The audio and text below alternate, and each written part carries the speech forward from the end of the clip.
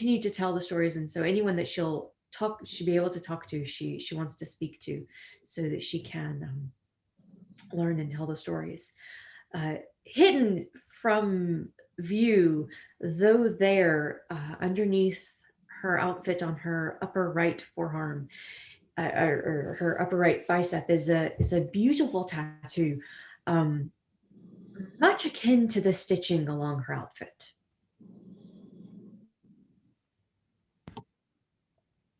So you're more attuned to it than most, and you can just sort of feel this sort of satisfied moment of this story magic lingering in this space. It's almost like a very gentle echo that only someone who is as attuned as you would recognize. You realize, though, that you never saw your neighbor, Dr. Moore, show up for your story. And he promised to be in the front row. He was very insistent about it. He was going to be here. So I imagine one of the first things I'll do is go back to my office, and before I even go into my office is to swing by his. So you begin to make your way down a couple of hallways, up a few flights of stairs, and make your way towards the third floor wing of offices in the Kemp building. So at approximately the same time, 4 figures arrive at this same university building. A young dragonborn, now late for a very important appointment, a bar owner summoned by a cryptic phone call from the police, apparently, a mysterious hunter of some kind who is trying to honor the wishes of a frustrating but beloved mentor, and a storyteller fresh from the telling, on her way to check on an office neighbor who has become somewhat fond to you, perhaps more so than you would have expected. So you all sort of arrive from different ends of this third floor hallway. There's offices on either side. But as you've gotten closer, you've noticed that the usual crowds of people who are always moving through academic buildings are moving in an odd way.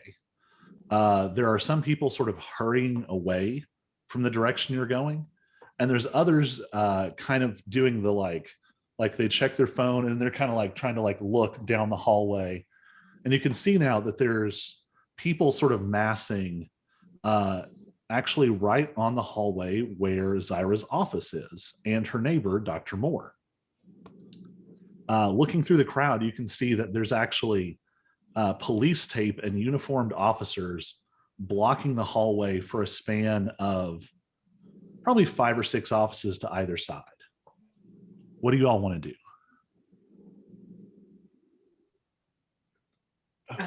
Zyra moves forward, at least moving towards her own office. Excuse me, ma'am. You got to stay back. We'll be out of here in just a little while, but this is an active crime scene, and I'm sorry, but you can't come any further. This is my office. We might be able to let you in over there. Hold on a minute. Let me check this out. And he grabs one of those little shoulder radio pieces and just starts,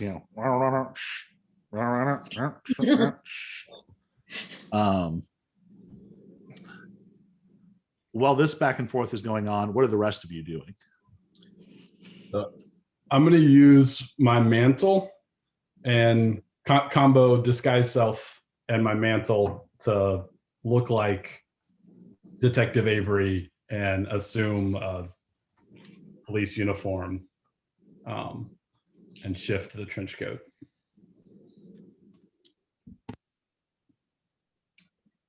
I'm going to try to get as close as possible, understanding that this is an active crime scene, and let somebody know that I was called to be here because somebody was looking for information on Archie, and this is his office. And I first slide my ring of singing on, ring of seeming. Oh, you've definitely had it on. You definitely had it on. Otherwise, you would have had a whole adventure getting here. I also slip on That the ring was of fun singing, shot. which I just found. And then I immediately grab my phone and try to remember how to text so that I can get in touch with Steve. All right. So you all are all sort of milling about in the same space. So as Detective Avery steps forward, one of the officers looks very surprised and is like, "Oh, sir, we didn't know you were coming. Everything's fine here. Is there anything you want or need?" Or he looks very nervous and very young. You guess he's probably a new hire or new transfer. Just coming to, just popping over to take a look and see how anything is. I like to have the firsthand information. So I was just gonna kind of like gesture with my head. I'm just gonna poke in and see what I can learn. Yes, sir. He starts to let you pass. Lexi, as you come forward, you see something that, well, roll a religion check.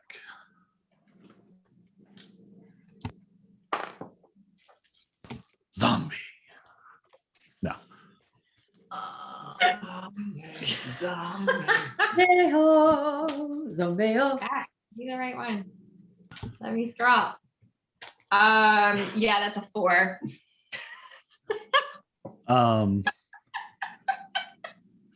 So you do remember some things, where you are, who you are. No. So as you go to step forward, you see there's a young man. I say young, he's probably in his mid to late 30s, kind of like dirty brown hair, the color, or sorry, dirty blonde hair, the color, not the texture. He's wearing a officer's uniform, but what's odd is he has like a white stole draped over the uniform with this golden thread woven through it and a sun motif at the end of each side. Even on the roll of a 4, you would recognize this as a mark of a Solinist priest. This was, you saw a lot of these folks when you were a kid. And why this police officer is dressed this way, you don't know. But you see him kind of like scanning the crowd, and there's a weird glow to his eyes, almost a sort of like aquamarine, pale blue, azure thing going on. And he's kind of looking over the crowd and he spots you, and he must have had a description or something. And he says, and it's the same voice you heard on the phone, Miss Farine. You can call me Lexi. Lexi. Thank you so much for coming. We just need to ask you a few. Oh, wait, you hold on. And he's pointing at Cyrus / Detective Avery. And he says, "Oh, whoa, hold up. And then he's kind of like looking at you funny. I'm just gonna keep and and he's like, "Hey, wait, hold on it." And he drops. And suddenly the people in the hallway start nodding and then gently falling unconscious on the floor. First, it's a few of sort of the student onlookers, another professor who's trying to get to their office. Then the officers start going down.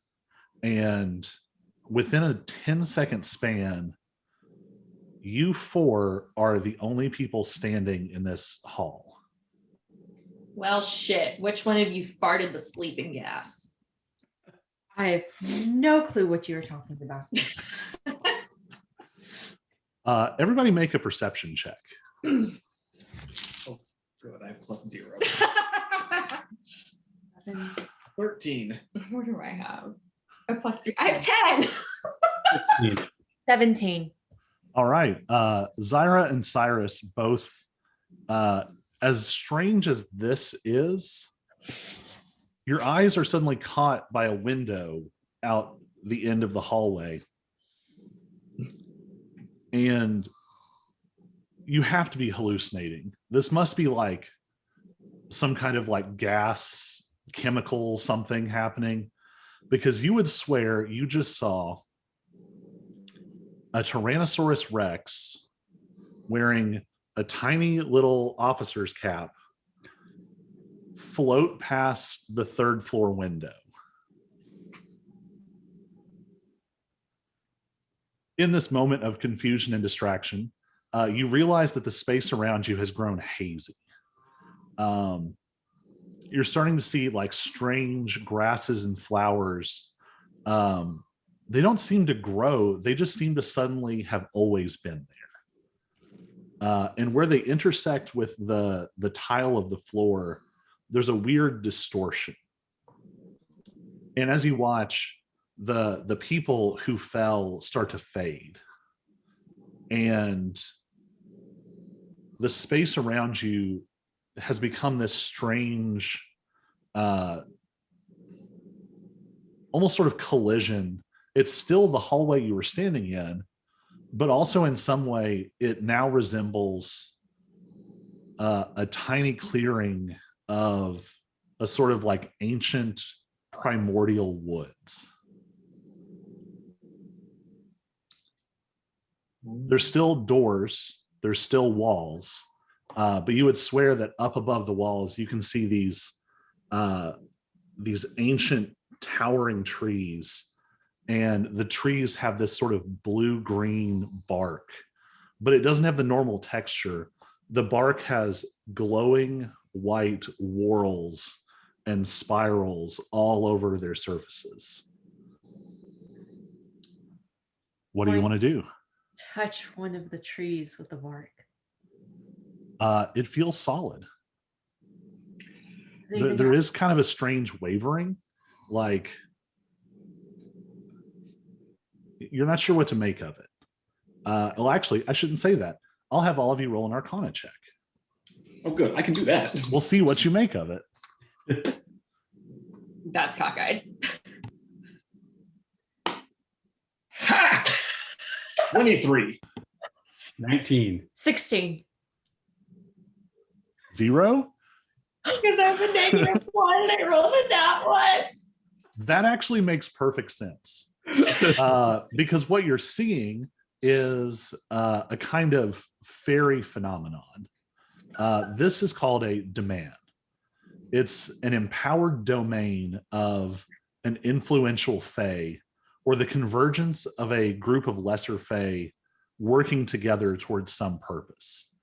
I knew it. They quite literally draw a portion of fairy into alignment with the human realm.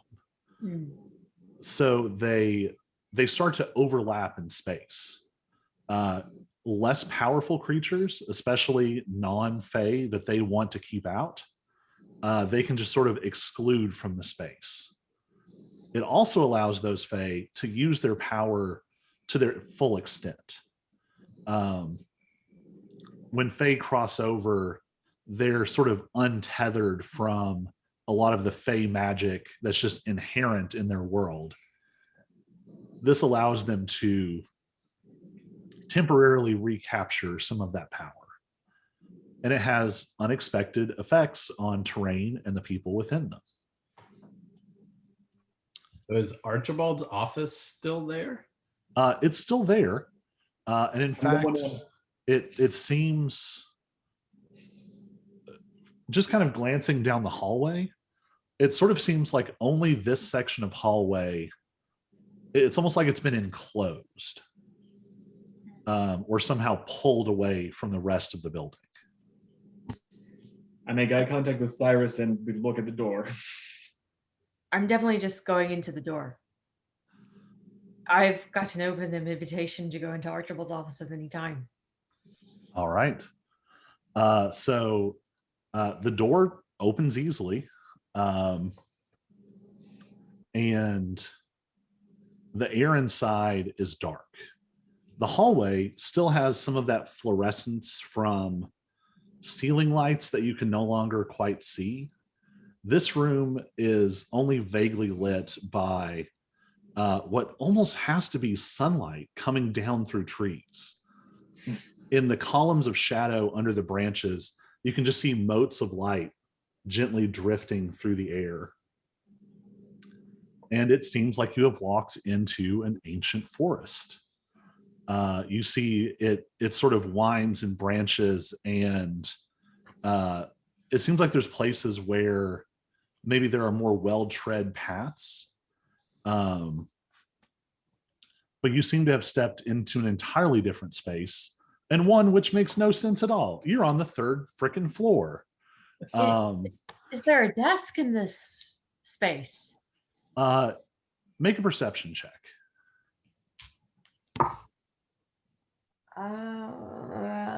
20, 30. Only your 20.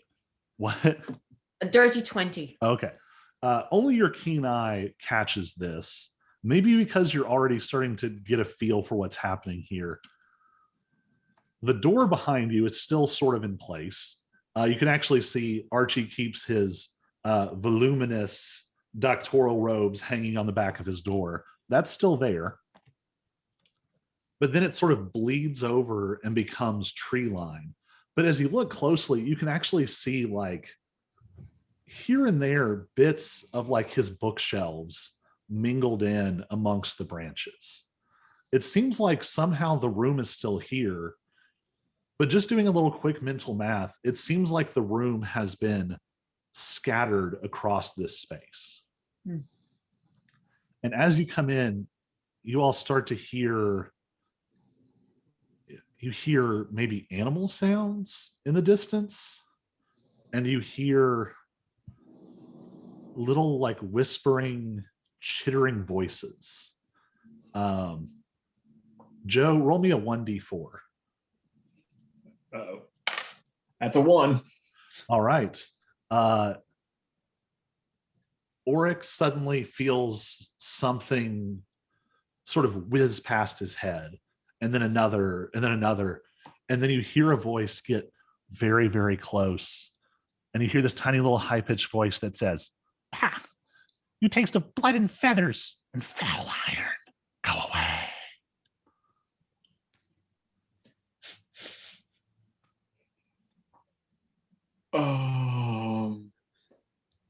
I have an appointment.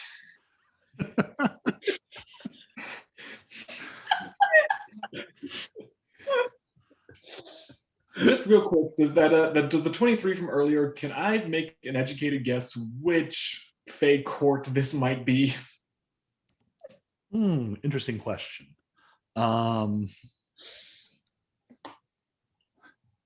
You haven't seen enough yet. Okay. Glowy ancient forests are sort of the standard decorating palette for fairy. Like this could be anywhere. It's like being in the middle of the Midwest and seeing a cornfield and being like, what state am I in?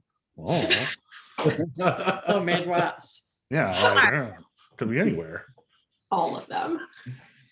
It's possible that you will discover more information that will help you sort of nail that down. Okay. I was just thinking it feels too warm to be unseelie, but that's all I got going for me right now.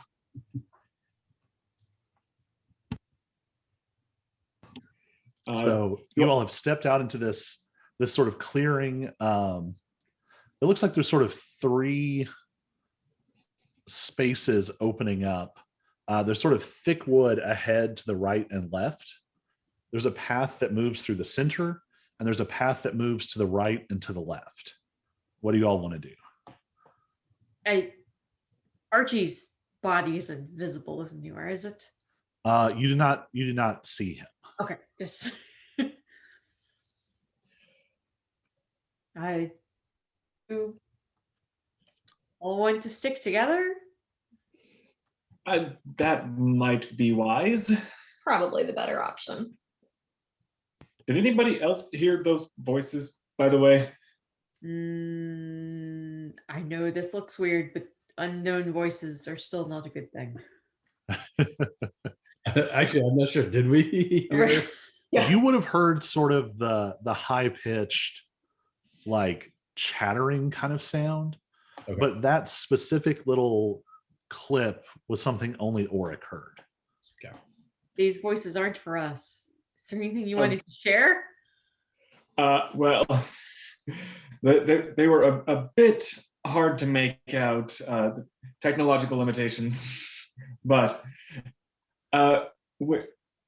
even though we are here, we're not entirely welcome here, so going alone might not be the best option.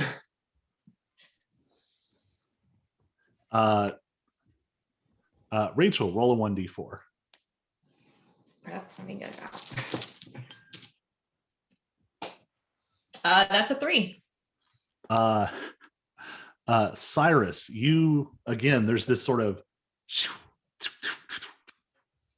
these little motes of light just sort of dance past you all really quickly. And this time, Cyrus, you hear, man, my mic doesn't pick these up very well, so I'm just going to type it in and then I'll do it. So you hear those little high voices again say, you reek of coffee, death, battlefields. Little crow, you're not welcome in the fair lands. Go away, go away, go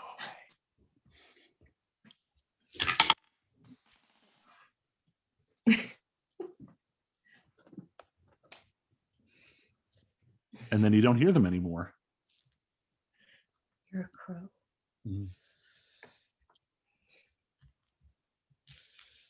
Okay, so I didn't hear that one. Which one of you heard that one?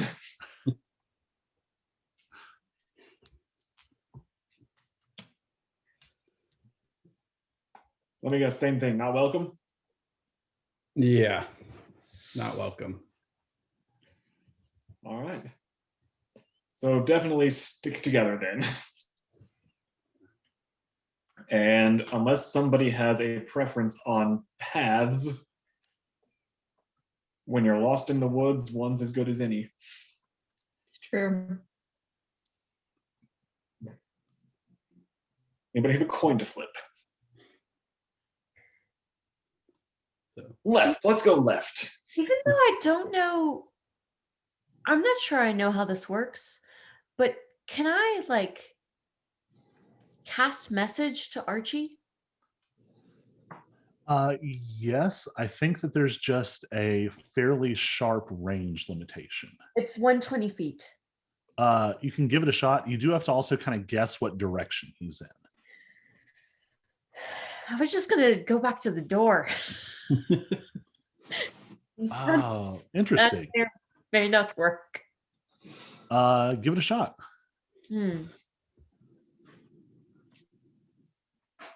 I have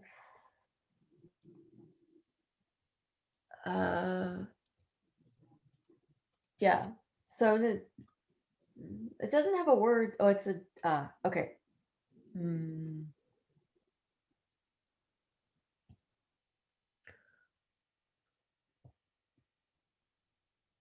Archie, mate, are you here?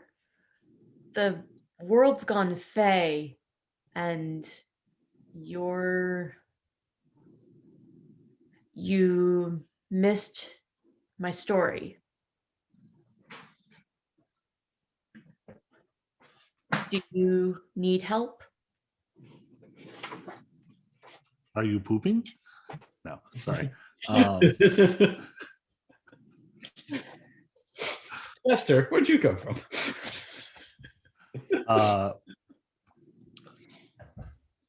You don't get a response.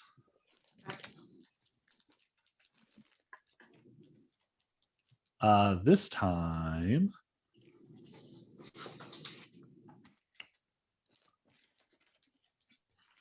I'll roll. Oric, are you still human-y, or did you switch off?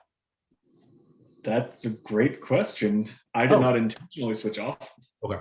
So this is a good point. Rings of seeming. All of you would have heard about these. I imagine that probably whatever we'll call it Queensboro Today, sort of like the morning talk show, has had a lot of stuff about this. Like there's a lot of sort of public education happening. You've probably seen Ambassador Llewellyn, who is the senior ambassador from the Parliament of the Fae to the human realm. He's this very pompous, sort of elven-looking Fae who just goes on and on about a bunch of different topics. But one of the topics you might have heard about from him is a ring of seeming. And it's something that Fae in the city wear basically just to get around without too much trouble. It's based on the disguise self spell, but it's a very, very, very trimmed down version that's easy to power and easy to make. And basically it gives a Fae sort of a designated humanoid appearance. So most folks, they're just going to appear totally normal.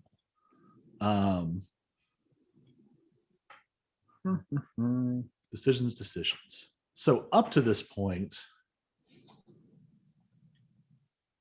Lexi probably saw a weird haze around Oric. Actually, much like what came off of your mallet as soon as you brought it out into the streets. Okay. Zyra, you saw through it immediately. As soon as you saw this kid in the hallway, you could kind of see this sort of translucent image of this blonde-haired guy, but you could see through it and see this sort of silver and gold dragonborn. Cyrus, your vision kind of wavered. You sort of were seeing both at the same time, like the humanoid appearance with those sort of wavering lines, but then occasionally it would sort of like flicker, almost like static, and you could see the dragonborn underneath. As soon as you all walked into this space, the appearance dropped entirely, and now it's just Oric in all of his scaly glory. Well, damn. Am I still allowed in the bar? Sure. Okay. She makes a good screaming Viking. I bruised the cucumber just right.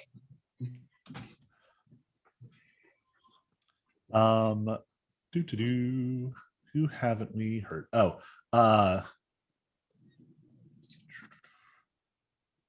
John, give me a just an even odd roll on any dice. Just tell me if you get even or odd. Even.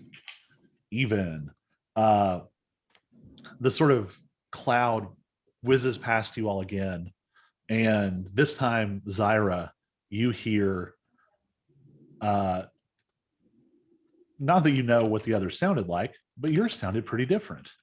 It has sort of a sing-song quality to it. Come tell us stories.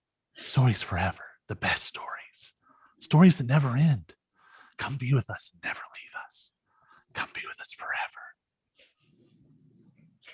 It's not creepy at all. Okay. It's like it's like they want you to be there, Wendy. So, which one this time? Do they pay? Do they pay tenure? What salaries are you offering here? I really want to respond in character, but they just kind of and are gone. So these have whizzed past a couple of times now. Have I been able to catch even the slightest glimpse of what they are? Make a perception check.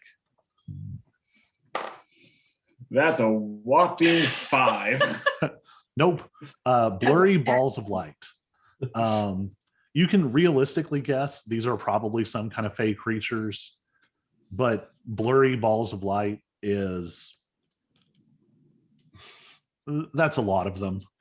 Yeah. There's probably a dozen different things you can think of off the top of your head. Like half your neighbors back home were fuzzy balls of light. Like, Well, if it was my neighbors, they would be asking for the rake back. So give us the rake back. You've had it forever. We need it. I'm just going to assume pixies until further evidence appears, because pixies are just like that.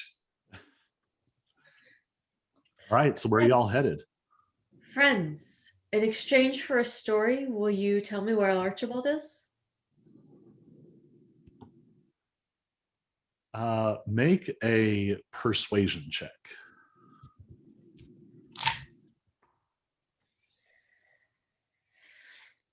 $18. Ooh.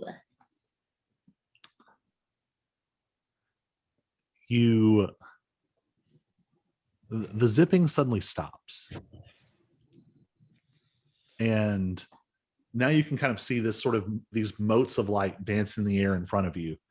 And the whole cloud sort of tilts to one side, almost like a dog going. And then it sort of like siphons towards you, like it's like and they say, yes, tell us a story for the fat wizard. For the who? The fat wizard. Oh, okay. Yes. In the beginning, when the world was new, there was a man and a woman. And the man and the woman lived together happily. One day, the man was out hunting, and the woman was gathering flowers because she thought they were so beautiful. And the man came home and says, you've not been preparing me my dinner. Where is my dinner? You have. And the woman was hurt because she had been preparing and gathering the flowers because they were so beautiful. And so the woman said, your words hurt me. I will live with you no longer. And she storms off. And the man, realizing what he has done, is so heartbroken. And he goes and he follows after the woman, but he cannot catch her. So he's walking. And the sun looks down on him and says, oh, why are you chasing her? And the man looks up at the sun and says, well, my wife, I hurt her and she won't stop. She's too far away and I cannot catch her. So the sun has compassion on the man and says, look, I will give you a gift. And so lays in front of the woman blackberries. But the woman doesn't see them. Her eyes are still filled with tears and she walks on. So the sun tries again and lays at her feet blueberries, bright, purple, rich. There's nothing that will stop her. So the sun tries again and lays raspberries, and again, nothing. And so the sun tries its hardest and strawberries appear. And she looks down at her feet, the strawberries that are as bright as the setting sun. And she begins to pick them and she's like, oh, these will be a sweetness. And as she's picking them, the man finally catches up with her and says, look, I am so sorry that my words hurt you. And she says, look, I have a gift for you. And they share the gift of forgiveness and of the taste of ripe red strawberries. And they live together. And that is how strawberries came to be in our world. The cloud bobs up and down excitedly. Now, where is Archie? They speak again. We love stories and flowers and berries. When the world was new, we remember when the world was new. We were there. There when it was new. Deep in the woods is the wizard, setting like the sun. Sweet and gone, no more gifts, no more words.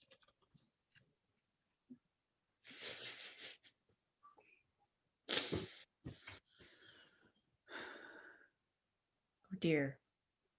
Friends, I'm not Sure, if the wizard's with us anymore.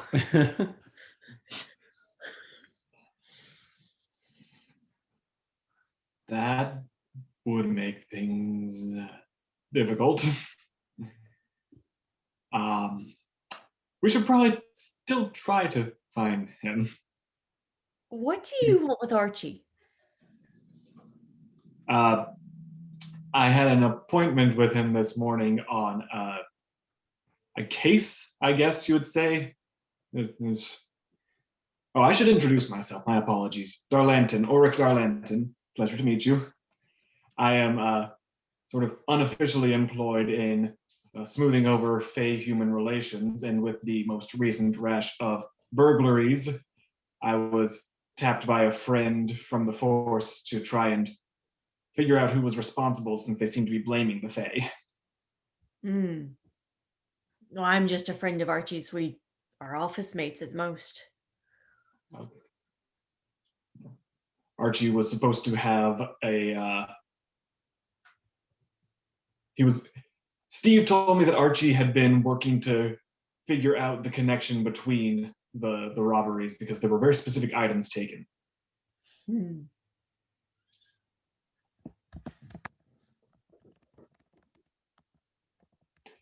I don't suppose I have signal here. I won't be able to text Steve if I can figure out where on this thing.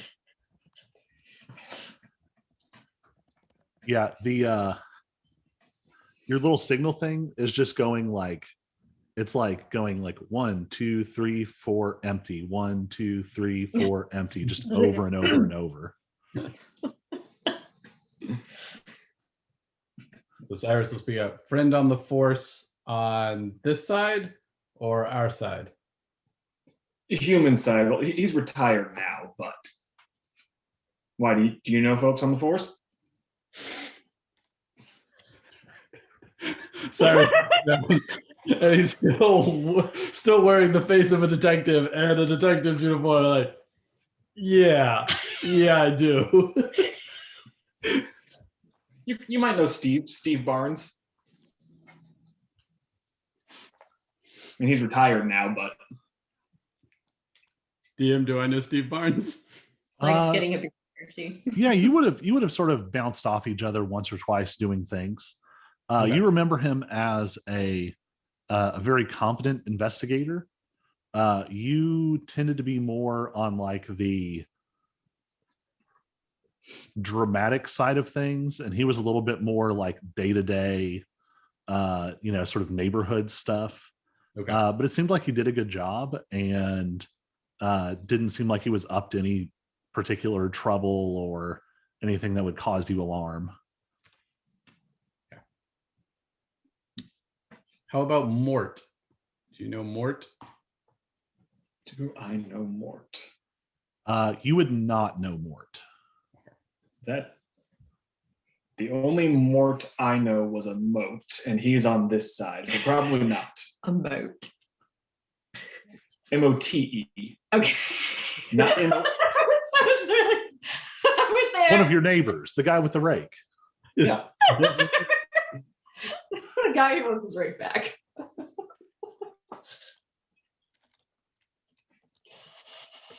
So deep in the woods. Does that mean we go straight? Well, if he's deep in the woods, then the paths are probably not a good option. Unless.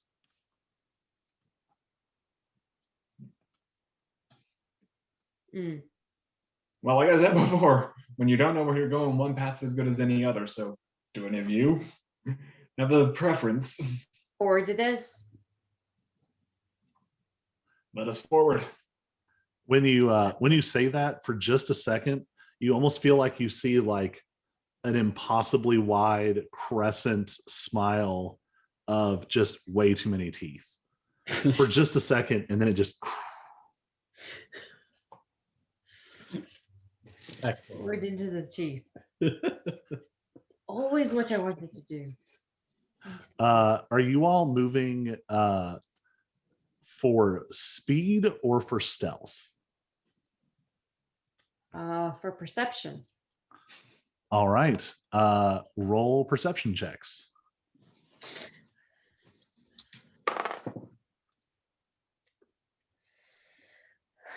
Well, that's a 22. whopping 7. 15. 15.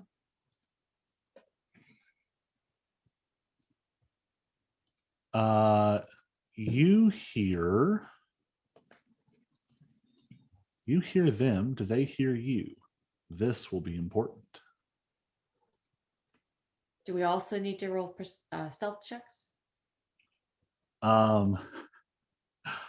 You hear a low growl.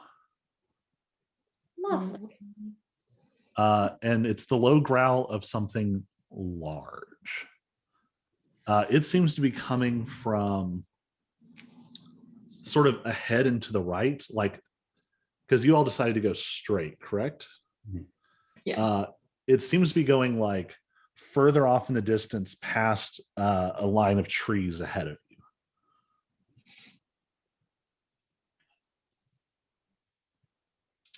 And is the growl moving? Not enough that you would notice.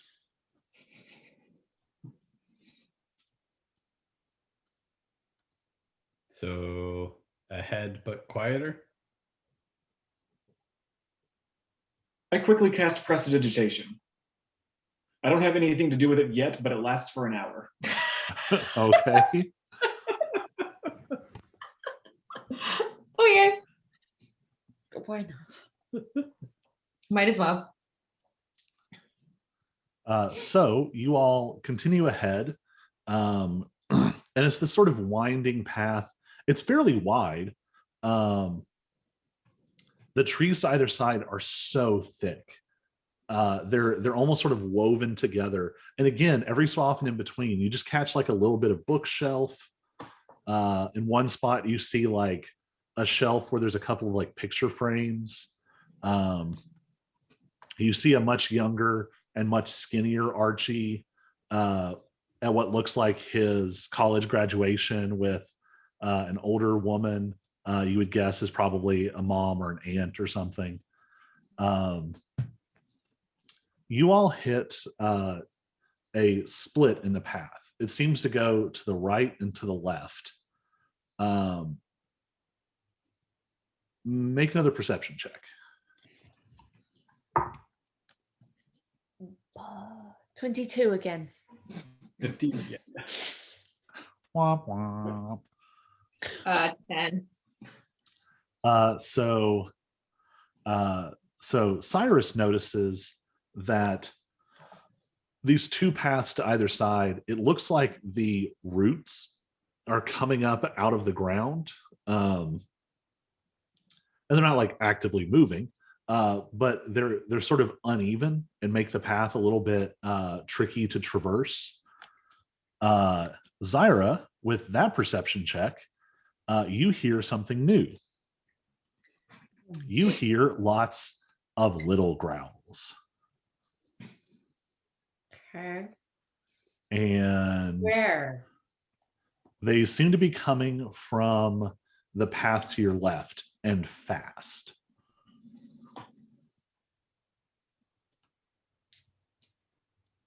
Okay. Do you have a range? Like 100 feet or less.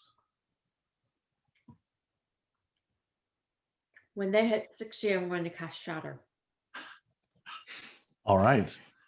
So Well, then. all right, well then we'll go ahead and roll initiative, and that'll happen at the top.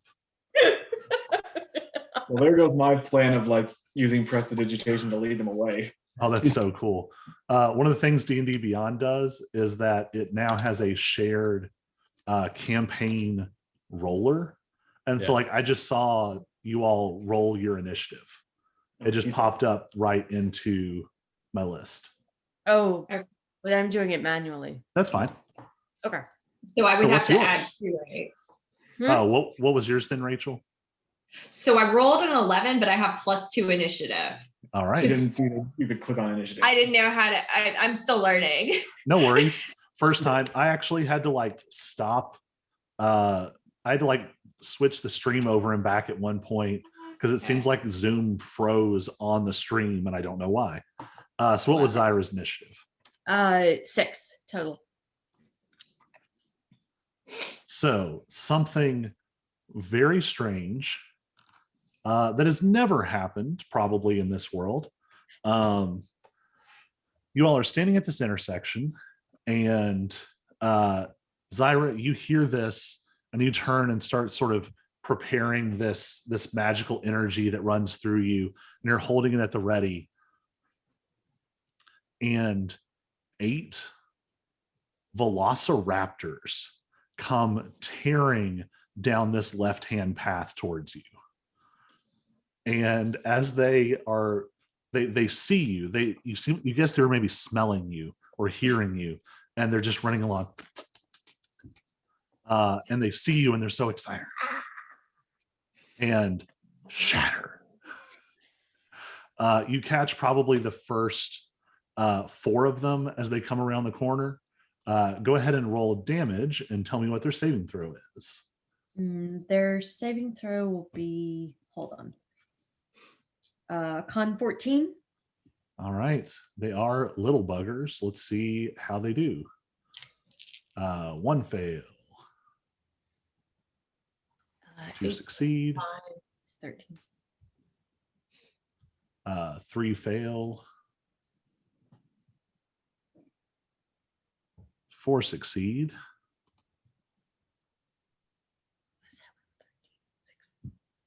5 fails. Oh, whoops, no, there was only 4.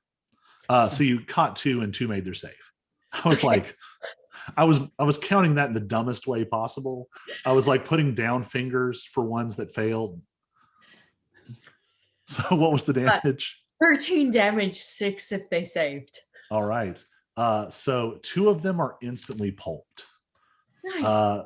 They come around the corner, the shatter just smashes over them, and you see it just like peel back scale across their faces, and 2 college students fall limply to the ground. Well, shit. 2 more are badly hurt, and we are at the top of the initiative with Cyrus. So you have now 6 velociraptors coming down this narrow path towards you. These are also, weirdly, closer to historically accurate velociraptors, not Jurassic Park velociraptors. So these are small creatures.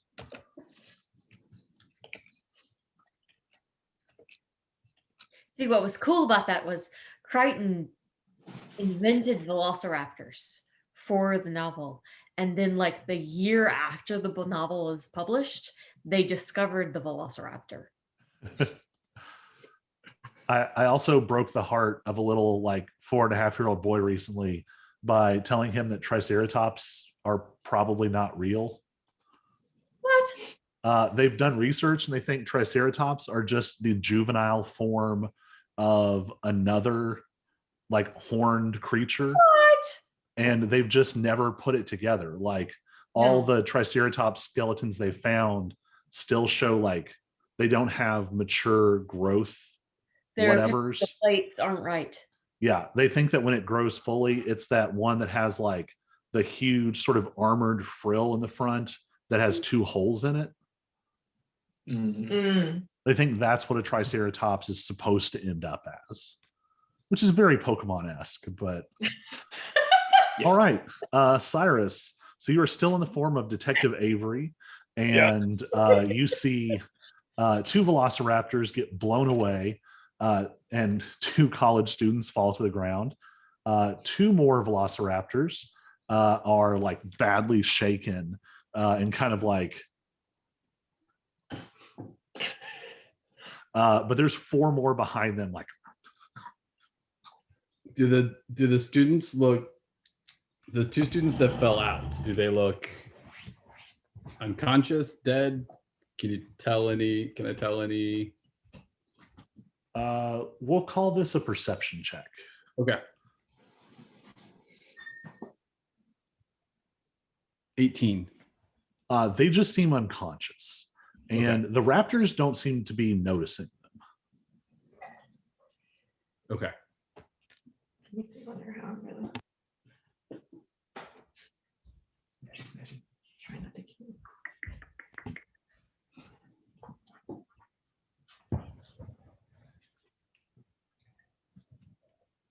Mm.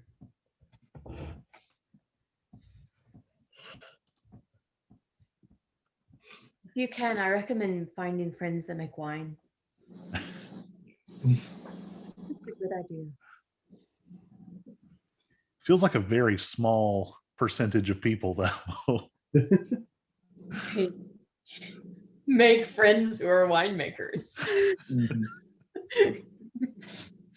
All right, what's Cyrus up to? All right. I think I'm just gonna draw. Do I want to shoot at him or do I want to go whack him?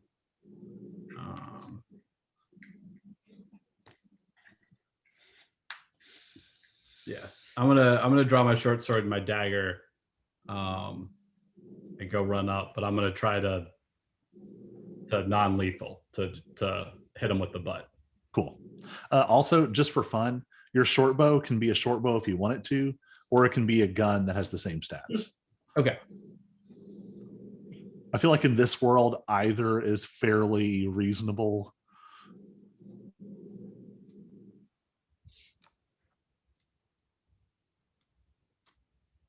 Oh, so short sword to hit was a 6. That's not going to do it. Dagger is an 11. No, you lash out like, but these things are small and they're quick, and even the disoriented ones have good reflexes and kind of. All right, that was Cyrus. Lexi, you are up. All right. So also gonna try to avoid any permanent damage. We're going for cognitive recalibration rather than murder here. Seeing that they clearly are students in disguise. So I'm gonna take my mallet and try and kind of knock them with the butt. So let's see. And then do I hit that right there? Yep. Hey, learning how to roll. That's a 19. Oh, cool. 19 will definitely hit. So we And then you can click. Yeah, I there. knew I could see it there, but I So hadn't click seen it as a here. pop-up. You want to actually hit over here with the damage. Oh, so I just want to hit there. Yeah. Aha. Oh yeah. So one of the little raptors, one of the ones that's injured, leaps at you, and you just like grab the butt of your mallet and just wham. This ancient polished wood just slams this thing up against one of the trees, and it slumps down. And it's a college student. He's wearing khaki shorts and sandals and a tank top, even though it's like 18 degrees outside. He has a goatee. His name's probably Chet. All right. It is Oryx's turn. Okay. So they're unconscious, even the ones that Zyra presumably did lethal damage on. Yes. So you gather that whatever effect was on them, it seems like it damaged this velociraptor form before it damaged their human form. Got it. All right. And help me out with the layout. So basically there's this narrow corridor that you were looking like right or left. From the right side, again, there's those sort of raised branches that Cyrus noticed. So they're kind of having to like hop between them. But there are now 5 velociraptors sort of leaping and bounding through this space, ready to come jump at you. The shatter obliterated the 2 frontmost, injured 2 more. Lexi killed one of the injured ones. So there's 1 injured and 4 healthy. Okay. And because the shatter was at 60 feet, they're roughly around that. They're a little bit closer just for line of sight purposes, because the path kind of arcs there, but not too much further. Okay. Well, I'm just going to go ahead and magic missile 3 of the healthy ones. All right, roll it. Which is just straight damage. Yep. So that is 5 damage for one, All right. 2 damage for another, and 2 damage for the third one. All right. These bolts of gold and silver magic just come flying out of your clawed hands, one after the other, and it doesn't quite like just blow them away in one hit, but especially that like first larger bolt hits one of the raptors and kind of like flings it to the side for a second, and it hops back up like. All right. We are to Zyra again. Zyra's going to cast sleep, All right. although I'm going to need help figuring out math because I want to cast it at second level. And I can't tell if I need to roll 78. Yes. Jeez. My own Velociraptor just slammed his way into frame. Hey, buddy. I don't have 78. I know it's dinner time. I know. I know. Ah, no. What? Yeah, you probably do. Hit a lot. Okay, hold on. What are the D8? Is this one? Yes. Yeah.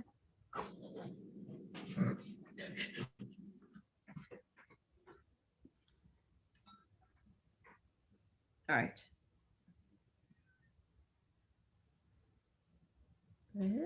There. Is it? Yes. So I upcast sleep with a roll of 33. So starting with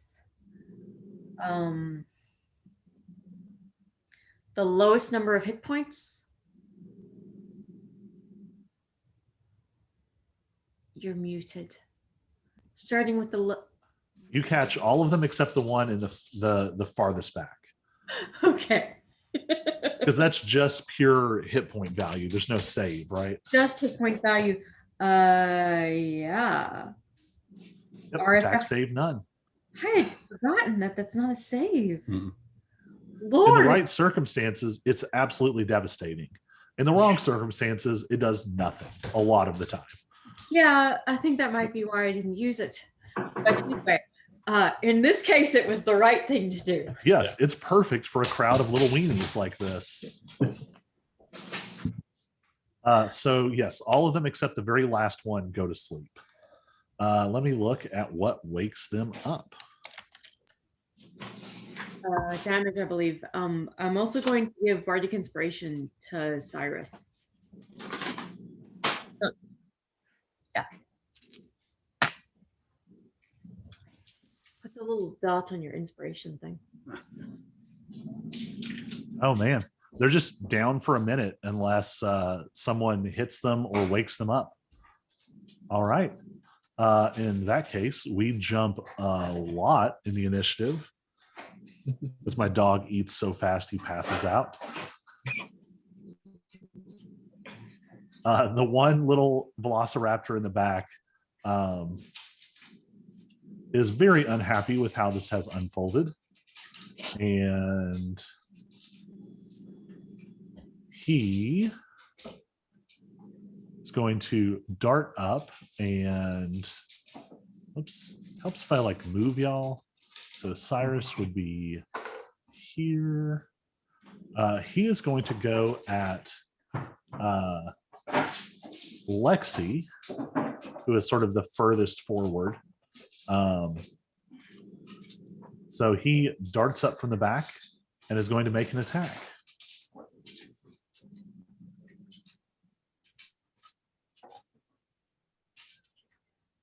Whew. So this little guy just like is like ducking in between his sleeping compatriots, bouncing off of these roots, and just like and chomps down on your arm 22 to hit. Holy shit. Yeah, that hits. Yeah, he rolled an 18. 6 points of piercing damage. And now he's sort of like attached and is just flailing his little claws at you. But he rolls a 6. So he doesn't manage to hit you before he like sloughs off. So you said 6 points of damage? Yep. Okay. And we are back to the top with Cyrus. All right.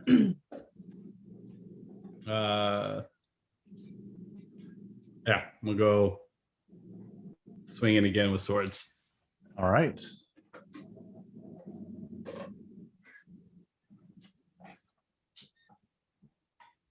So 13. Important question. Are you aiming at the one that is still awake or one of the asleep ones? Okay. Yes, 13 hits. And it's engaged with Lexi, so you get your sneak attack. Yeah.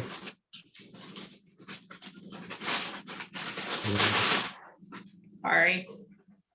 You also have an animal. No. Yes, we do. I'm just trying to open it. I'm just trying to open the cookies. So that's 'Cause I'm 16. craving chocolate. But Oh, yeah. You like, was this trying to be non-lethal? Yes. You run up and Damage. this thing's has just finished biting at Lexi, and you just like backhand catch it, and you don't know if like it was just off balance or if you just had like a sudden burst of strength or something, but you just, and it hits up against one of the trees and whoa, grad student. Looks like the best sleep she's had in 6 months. All right. So you have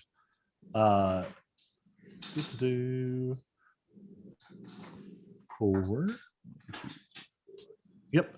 You have 4 snoozing velociraptors and 4 unconscious students.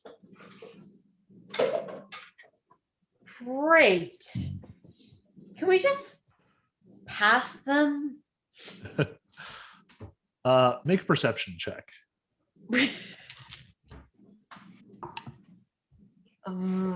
Lots.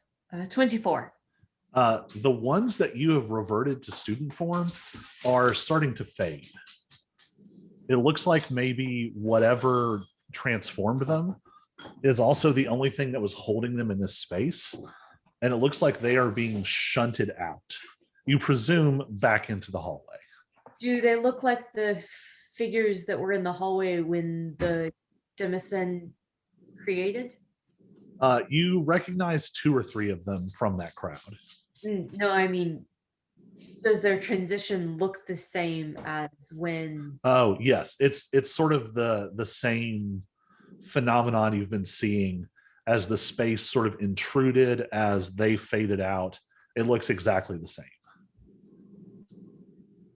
Okay. We need to kill the velociraptors. Seems to be the quickest way of sending them home. I didn't think we'd have an old Yeller moment quite this soon. I gotta do it, Ma. Yes. I'll For leave their that own to you. good. We'll just say you dispatch the tiny sleeping velociraptors with the utmost of mercy, and they dissolve back into people. You see, looks like maybe a custodian, a professor from down the hall, and 2 more students, and they kind of, But and all none that's of, left are roots and grasses. Well, well, that was okay. let's continue down the left path away from the growling. Let's try not to become velociraptors. Unless the growling is Dr. Archibald. Everybody else has been turned into creatures. Then maybe he has been too. Yeah. Real quick, since prestidigitation is still going, I'm going to use it to make me taste very spicy. All right. I will bear that in mind. So this left-hand path almost gets a little claustrophobic. It gets down to where it's sort of almost single file. The branches are sort of intruding. And with the roots below, you're kind of having to go through sort of both hunched and stepping carefully. But you manage to sort of push your way through. And you arrive at another intersection. Make a survival check. Oh boy. What was that roll? Oh Lord. 22. How do I do that? Just roll. Just click on the What? Yeah, you got it. No. Barry is full of many strange visions and illusions. Yes. Glimpses of the past, glimpses of the future. We'll have to find out. Cognition. All the world shall know. None of us shall understand. So Lexi and Auric are already sort of turned around. The velociraptors were kind of distracting. But Cyrus and Zyra, you both kind of figure out, like, based on where you've been going, this new intersection you're looking at, if you take a left, you'll be heading back towards the door where you came in. It looks like this path just kind of loops around. But it looks like you can turn right to go deeper into the woods. Deeper and darker it is. All right. I grab Lexi's hand. Into the woods. Make another perception check, everybody. Oh no, only 15. Nat 20. All right. I did halfway decent. So this thing, you got the 15 and I got the 22. Oh, there you go. You have this weird moment of clarity. It's for me. You can hear everything, it seems like. There's a deep rumbling snoring coming from you've sort of come up around the corner now, and to your left, past some woods that you can't pass through, you hear something huge just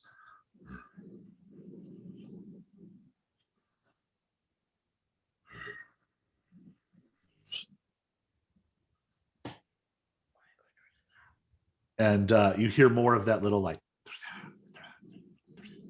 those little voices sort of zipping back and forth. You also hear some bottles breaking. That's sort of just straight ahead of you, through another sort of line of trees. So deep snoring to your left, bottles breaking straight ahead.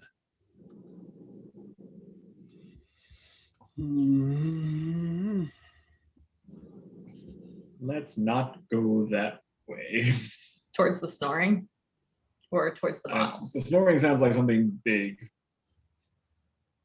The snoring may be the big thing we want to find. Yeah, I was gonna say my bet is the snoring might be Archibald. We just got attacked by velociraptors. I'm in panic mode. Unless we want to see what's awake first. It's true, because it is asleep currently. Whatever's breaking bottles. Do we really want to see what's breaking bottles? I'd really rather see what's asleep. But, like, Anybody sneak through to the sleepy thing? I can definitely be sneaky. We didn't have any. There were not any clues that the velociraptors were people, right? So, like, if we see a giant thing that looks like a beast, it could be, we won't be able to know if it's Archie in disguise or just a big beast. You're muted, Colby. Oh. You didn't see any particular indication until you had already knocked them out. Okay.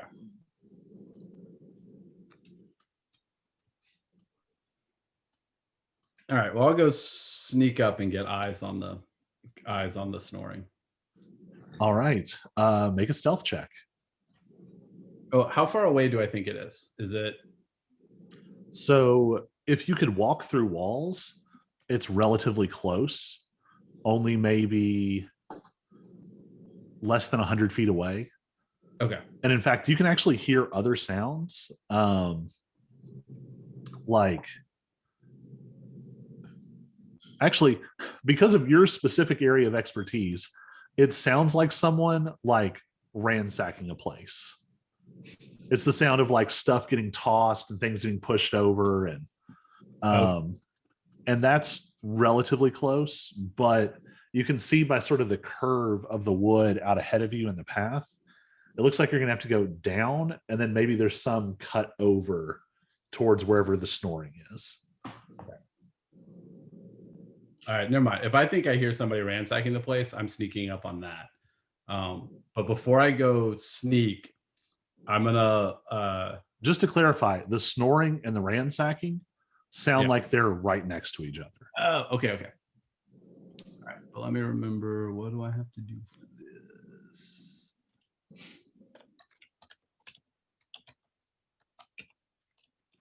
Okay. So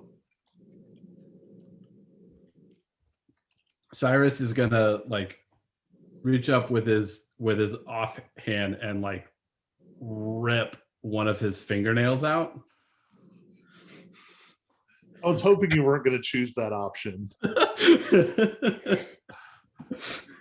And like for a minute. He could have grabbed like a couple of loose hairs, but no. And hand it to Zyra.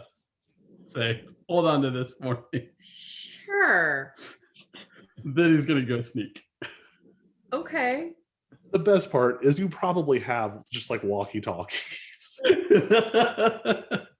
Well, this ain't working right now. You Oh, don't have a walkie-talkie app installed on But- your smartphone. But like with all- this, nobody can hear me talk. 'Cause That's true. I don't talk out loud. This man just handed me his fingernail. Yeah, and you're gonna be the one keeping it. yeah, Dude, you that's can hold on to Sorry. that. the grossest part is he like, and then like almost instantaneously, it just sort of like a new one Gross. into place. Here's the question. Wait, what am I supposed to do with this? Hold on. Do I need to have it on my person? Do I have to have physical contact with it? Does it have to touch my skin, or can I put it in my pocket? Eating? You just Actually, a consumable. hear Cyrus's voice in your head. Yeah, you can stick it in the pocket. Thanks. It goes in the pocket. It's my storytelling pocket. The one that no one knows about. It goes in my arm. Here, it's this one. All right. All now right. I'm going to sneak. All right, give me that stealth check.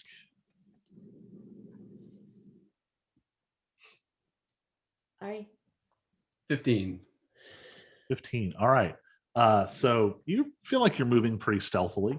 What's weird is there are no fallen leaves in this wood.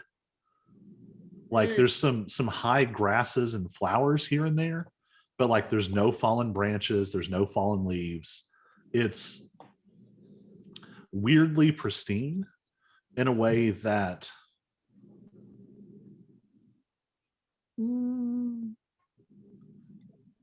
Auric would be familiar with this, but the rest of you are probably feeling a little off in a forest with just sort of no detritus along the ground. Okay. there's no fecundity. Yeah. Yeah. It's just like perfect, pristine trees that don't seem to do any of the normal things trees do. Wait, do you mean this isn't? They don't sway in the breeze. Whoops. I closed a window that was important.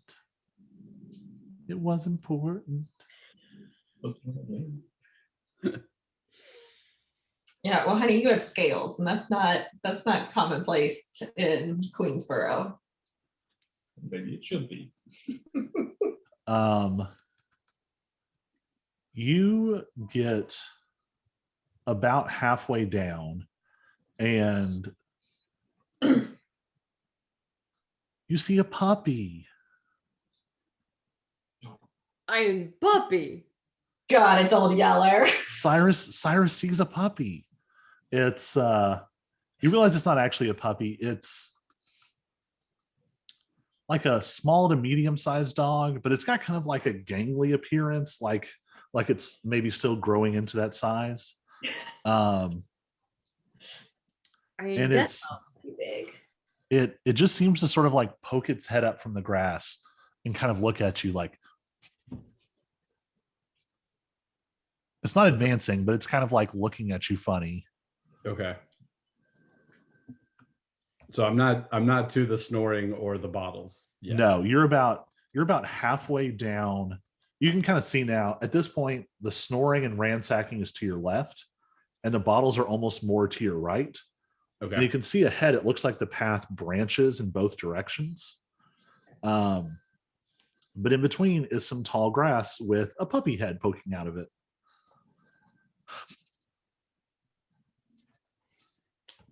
Does the puppy notice Cyrus? Oh yeah, it definitely seems to be like looking at him like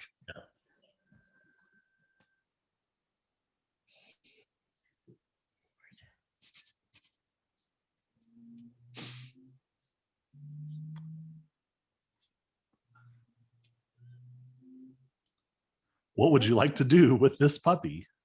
Throw it a bone.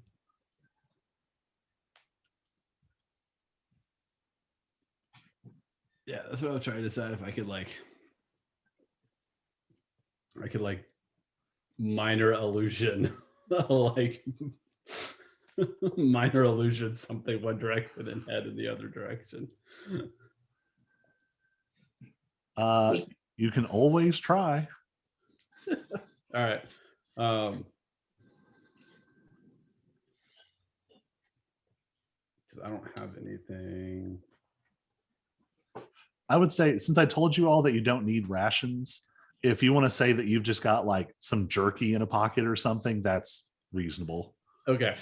You're a man on the go. You're snacking. Yeah. Still have my cold coffee. I've got Cliff bars stashed in places.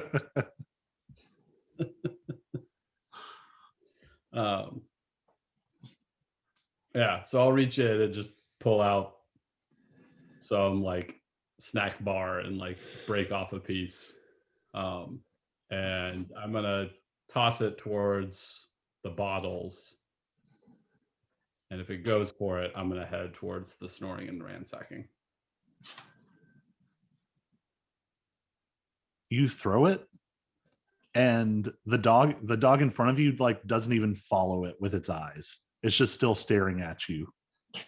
It doesn't seem impressed. And then you hear a, and there's another one, and it's now over where you threw this bar, and it like is sniffing it and picks it up, and then there's another one, and those two work together and like carefully like peel the wrapper back and then start eating it. And then there's another one, and this one is off to the side and is just sort of staring at you. So you now have 4 of these creatures in front of you. All right. I'm just gonna try like a like side shuffle, like keep my eyes on them, but just like side shuffle to the left and see if they track or try to Make, geez, what is this check? It's like a nonchalant check. It's a persuasion check. Yeah, it makes as much sense as anything. you're trying to persuade them that you're not a problem. Yeah. So make that check. Remember, you have a D6 if you want it. Okay. Oh, I should have remembered that on my spell. Yeah, whatever.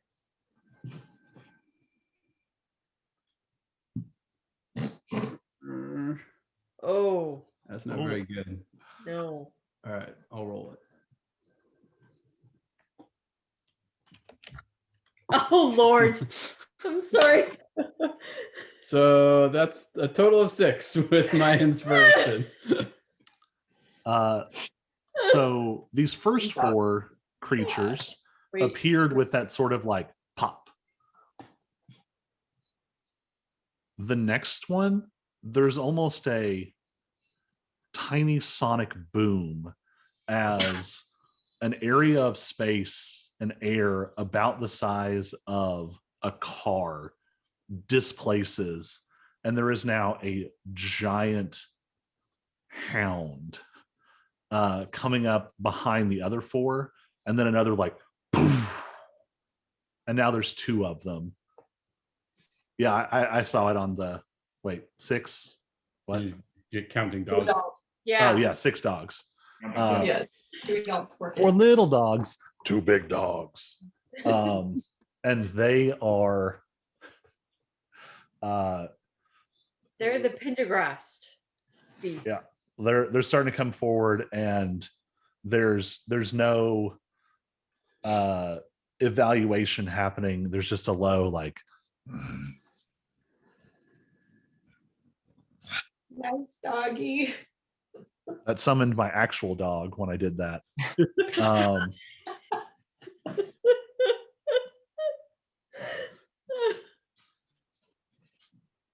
what do you all think? Are you good for one more encounter, or do you want to put a pin in here? I think this is a pen. Okay. Yeah. I get excited and just tend to roll. And it was, I have it in my notes, like, make sure to stop. Just before we stop, I should ask, these bigger pops, would we have heard from further back? Yes. And you're actually not that far off. No, we're not. You all would actually probably have like been able to sort of track him for a while. We're not and then- 30 behind him. You're probably only 100-ish feet away at this point. Oh, okay. These pathways are very narrow, and because you saw him before he started sneaking, you're kind of able to follow, and you just see him stop. And then he would have probably seen like rustling in the bushes as the other creatures popped up. But you definitely heard those boom.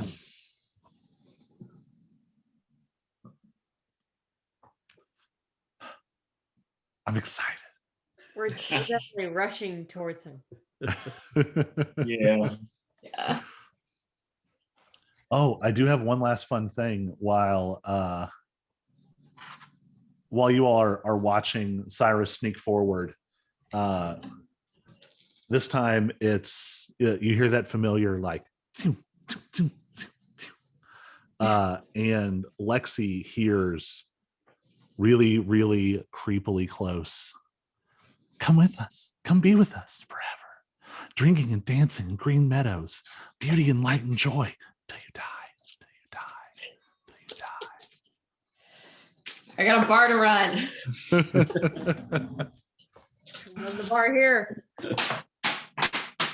Oh. Instead of stopping it, I kicked it and rolled it further. Y'all are just making it rain dice tonight. It was the D12 again.